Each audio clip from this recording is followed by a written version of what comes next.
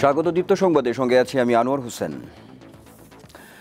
দূষণ ও দখলের কারণে অস্তিত্ব সংকটে পড়েছে ব্রাহ্মণবাড়িয়ার ঐতিহ্যবাহী টাউন খাল। বাজার ও বাড়িঘরের ময়লা ফেলে খালটিকে বর্জ্যের ভাগাড়ে পরিণত করেছে অসচেতন লোকজন।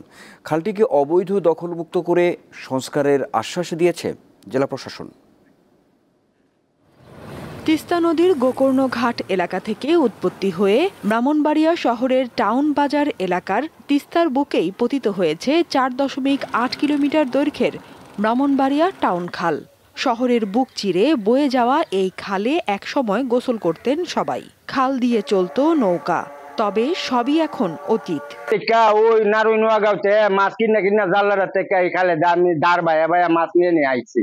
এখন এই খালে নৌকা চলে না, কিচ্ছু চলে না। বাজারের সারা বাজারের ময়লা এই খালের ভিতরে ফেলা। খালের পানির জায়গা এখন ময়লা আবর্জনার দখলে। আবার কোথাও কোথাও মাটি জমে খালের বুকে জন্ম নিয়েছে গাছ। এলাকাবাসী জানান, প্রতিদিন শহরের বিভিন্ন আবাসিক এলাকা, হোটেল, রেস্তোরাঁ ও বাজারের বর্জ্য এনে ফেলা হয় এখানে। এছাড়া শহরের বিভিন্ন পাড়া মহল্লার 20টি ড্রেনের সঙ্গে রয়েছে সংযোগ। ড্রেন দিয়ে প্রতিদিন প্রচুর ময়লা এসে খালে পড়ে। সবসময় অসুখ বিসুখ লেগে থাকে আর কি, বাচ্চাদের বড়দের। বাড়িঘরের মধ্যে থাকতে পারি না এই গন্ধের কারণে। সেবা কর্তৃপক্ষ যদি এই বর্জ্যগুলো নির্দিষ্ট স্থানে ফেলানোর জন্য ব্যবস্থা করে তাহলে খাল তাড়াতাড়ি বড় হবে। ময়লা আবর্জনা যা আছে ডাস্টবিনে ফেলাইবেন, পৌরসভার লুকায়া আবার এটা ডাস্টবিন থেকে উঠাই নিয়ে যাবো। অবৈধ দখলদারদের উচ্ছেদ সহ প্রয়োজনীয় পদক্ষেপ নেয়ার আশ্বাস দিয়েছে জেলা প্রশাসক। এটি পানি চলাচল প্রায় বন্ধ এখন, তো সেই হিসাবে এখন উচ্ছেদের জন্য যে অবৈধ দখলদার যারা আছে তাদেরকে উচ্ছেদের জন্য আমরা তালিকা প্রণয়ন করছি। এটা পুনঃখননের একটা চেষ্টা চালানো হচ্ছে। তো সমস্যা হচ্ছে ওটার নিচে দিয়ে প্রচুর ইউটিলিটিস লাইন চলে গেছে, বিভিন্ন গ্যাসের লাইন, পানির লাইন চলে গেছে। তো সেই হিসেবে খনন কার্যটা একটু সমস্যা হচ্ছে। বর্জ্যের কারণে খালপাড়ের বাসিন্দাদের স্বাস্থ্য ঝুঁকি বাড়ছে। দ্রুত খালটিকে সংস্কার করার দাবি এলাকাবাসীর। দীপ্ত, বার্তা কক্ষ। আন্তর্জাতিক প্রসঙ্গ। ইসরায়েলি আগ্রাসনে গাজায় প্রাণ গেল আরও 42 ফিলিস্তিনির। স্থানীয় সময় বৃহস্পতিবার উত্তর ও দক্ষিণ গাজায় বিভিন্ন অংশে ইসরায়েলি বাহিনী বিমান ও স্থল হামলা চালালে হতাহতের ঘটনা ঘটে। হামলায় আহত হন অন্তত 53 জন। এ নিয়ে গেল 1 বছরের বেশি সময় ধরে গাজায় চলা ইসরায়েলি আগ্রাসনে অন্তত 44,330 জনের প্রাণহানি ঘটল। এমন অবস্থায় জাতিসংঘ আবারও গাজায় চরম দুর্ভিক্ষের আশঙ্কা জানিয়ে আগ্রাসন বন্ধে ইসরায়েলের প্রতি আহ্বান জানিয়েছে। বৃহস্পতিবার এক বিবৃতিতে সংস্থাটি জানায় 20 লাখের বেশি মানুষ গাজায় বিশুদ্ধ পানি ও চরম খাদ্যাভাবে রয়েছে। নীলনদের পশ্চিম তীরে অবস্থিত মিশরীয় একটি শহর গিজা। এ শহরেই রয়েছে গিজা পিরামিড চত্বর, যেখানে আয়োজন করা হয়েছে বিশাল এক প্রদর্শনীর, যা দেখতে ভিড় করছেন পর্যটকরা। প্রাচীন স্থাপত্যের সঙ্গে আধুনিক শিল্পকলার মেলবন্ধনের এই প্রদর্শনীর এবার বসেছে 4র্থ আসর। সোনালী আভায় মরুভূমি ও পিরামিডের পটভূমিতে ভাস্কর্যগুলো এমনভাবে স্থাপন করা হয়েছে যে দর্শকের কাছে প্রদর্শনীকে বৈজ্ঞানিক কল্পকাহিনীর মতো মনে হতে পারে। অক্টোবরে শুরু হওয়া এই প্রদর্শনীর আয়োজন করেছেন নাদিন আবদেল গাফফার ও তার কোম্পানি কালচারভেটর। এতে ইউরোপ, এশিয়া, আফ্রিকা, মধ্যপ্রাচ্য, উত্তর আমেরিকার 12 জন শিল্পী অংশ নিচ্ছেন।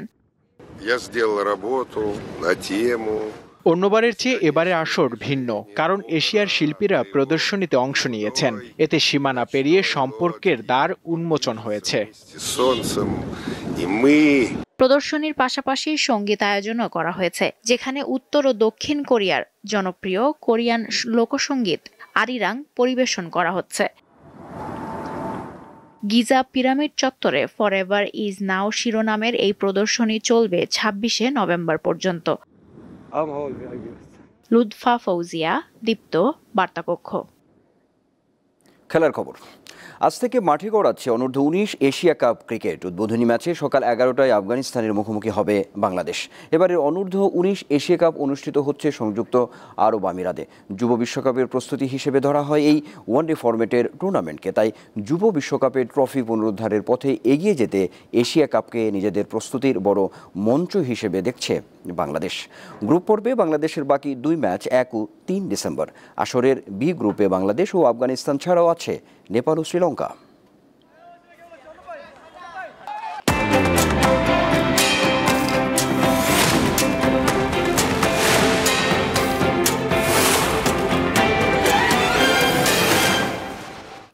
দর্শক, এবার জানাবো দৈনিক পত্রিকা থেকে প্রধান প্রধান শিরোনামগুলো। শুরুতেই আমার হাতে আছে দৈনিক কালের কণ্ঠ। কালের কণ্ঠের প্রধান শিরোনাম হচ্ছে অসময়ে ভোক্তার ঘাড়ে করের বোঝা, 13 খাতে ভ্যাট বাড়ছে, এমন একটি খবরকে তারা সামনে এনেছে। আর সেই সঙ্গে বেশি মনোযোগ সংবিধান ও নির্বাচন ব্যবস্থার দিকে, রাষ্ট্র সংস্কার, এমন একটি খবরকেও তারা অন্যতম প্রধান শিরোনাম করেছে। সেদিকে গভর্নরের একটি মন্তব্যকে সামনে এনেছে দৈনিক কালের কণ্ঠ। রবিবার থেকে টাকা পাবেন সব গ্রাহক। আর প্রধান উপদেষ্টার সঙ্গে বৈঠক, জামায়াত চায় জাতীয় ঐক্য। একই সঙ্গে আরেকটি শিরোনাম আছে, চাল বিতরণের তথ্য দিচ্ছে না টিসিবি, এমন একটি খবরকেও গুরুত্ব দিয়েছে দৈনিক কালের কণ্ঠ। হাতে আছে দৈনিক সমকাল। সমকালের প্রধান শিরোনাম হচ্ছে আলোচনায় জাতীয় ঐক্য কিভাবে হবে স্পষ্ট নয়, এমন একটি খবরকে তারা সামনে এনেছে। বেশ বিশ্লেষণী একটি খবর। আর একই সঙ্গে আরেকটি অন্যতম প্রধান শিরোনাম হচ্ছে অরাজক পরিস্থিতি তৈরিতে ইন্ধনদাতা দেখছে সেনাবাহিনী, এই শিরোনামটিও আছে। সেই সঙ্গে হাইকোর্ট বললেন ইসকন নিষিদ্ধ করতে হস্তক্ষেপের প্রয়োজন নেই। আর হত্যাকাণ্ডে 25 জন লাশের ওপরও চলে নির্মমতা, এমন আইনজীবী আলিফ হত্যার এমন একটি ফলো স্টোরিও সামনে এনেছে দৈনিক সমকাল। আর নওয়াবের মতবিনিময়, গণমাধ্যমের স্বাধীনতা রক্ষার প্রতিশ্রুতি রাজনীতিবিদদের, এমন খবরটিও প্রথম পাতায় আছে দৈনিক সমকালের। হাতে আছে দৈনিক যুগান্তর। যুগান্তরের প্রধান শিরোনাম হচ্ছে চট্টগ্রামের সাইফুল ইসলাম হত্যা, পুলিশের অবহেলাকে দুষছেন আইনজীবীরা। ইসকন ইস্যু, রাষ্ট্র সর্বোচ্চ অগ্রাধিকার দিয়ে বিষয়টি দেখছে, আদালতের হস্তক্ষেপ উচিত হবে না হাইকোর্ট, এমন একটি খবর সামনে আছে যুগান্তরের। আর খেলাপি ঋণের লাগামহীন ঊর্ধ্বগতি, আইএমএফের প্রশ্নের মুখে পড়বে সরকার, এই খবরটিও আছে প্রথম পাতায় দৈনিক যুগান্তরের। আছে দৈনিক প্রথম আলো আমার হাতে। প্রথম আলোর প্রধান শিরোনাম হচ্ছে চাহিদা মতো টাকা তুলতে পারবেন গ্রাহকেরা, 6 ব্যাংক নিয়ে গভর্নরের যে সংবাদ সম্মেলন ছিল গতকাল, সেটিকেই তারা অন্যতম প্রধান শিরোনাম করেছে। সেই সঙ্গে ব্রিফিংয়ে 2 উপদেষ্টা, জরুরি সংস্কারগুলো শেষ করে নির্বাচনের তারিখ জানানো হবে, এমন একটি খবরও সামনে আছে। সেই সঙ্গে গণতান্ত্রিক ব্যবস্থা পেতে স্বাধীন সাংবাদিকতা নিশ্চিত করতে হবে। নওয়াবের মতবিনিময় সভায় যে কথাগুলো হয়েছে সেই খবরকে সামনে এনেছে দৈনিক প্রথম আলো। একই সঙ্গে চট্টগ্রামে আইনজীবী হত্যা, পুলিশ বলেছে হত্যায় অংশ নেন 25 থেকে 30 জন, এই খবরটিও প্রথম আলো প্রথম পাতায় ছেপেছে। আছে দৈনিক ইত্তেফাক। দৈনিক ইত্তেফাকের প্রধান শিরোনাম হচ্ছে রবিবার থেকে দুর্বল ব্যাংকগুলো থেকে চাহিদা অনুযায়ী টাকা পাবেন সব গ্রাহক, গভর্নরের এমন খবরকে সামনে এনেছে দৈনিক ইত্তেফাক। একই সঙ্গে চট্টগ্রামে পুলিশের উপর হামলার 3 মামলায় এ পর্যন্ত গ্রেপ্তার 35।